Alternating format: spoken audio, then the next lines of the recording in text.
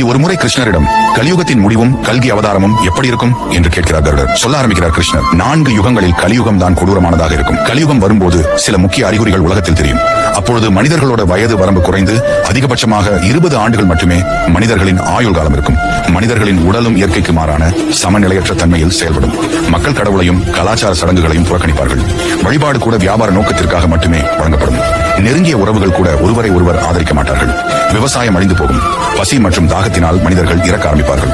இப்படி கோரத்தாண்டவம் ஆடிய கலியுகத்தின் முடிவில் பகவான் விஷ்ணு சூரியனின் கதிர்களில் அமர்ந்து ஒரு சொட்டு நீரும் இல்லை எனப்படும் வரை அனைத்து நீரையும் உறிஞ்சுவார். வானத்தில் 12 சூரியன்கள் தோன்றும். அதனால் உலகம் வெப்பமடைந்து ஒவ்வொரு பொருளாக எரிய தொடங்கும். அந்த நேரத்தில் மகாவிஷ்ணு ருத்ர வடிவத்தில் கல்கி அவதாரம் எடுத்து உலகம் முழுவதும் அழிக்க தொடங்குவார். அடுத்த 100 ஆண்டுக்கு மழை மட்டும் பொழிய வைத்து பிரபஞ்சம் முழுவதையும் நீரில் மூழ்கடிப்பார். இதற்கு பிறகுதான் கலியுகம் முடிந்து புதிய சகார்த்தமான சத்திய யுகம் உண்மை மற்றும் ஆன்மீகத்தை அடிப்படையாக கொண்டு தொடங்கும் என்று கருடனிடம் எடுத்துரைக்கிறார் விஷ்ணு.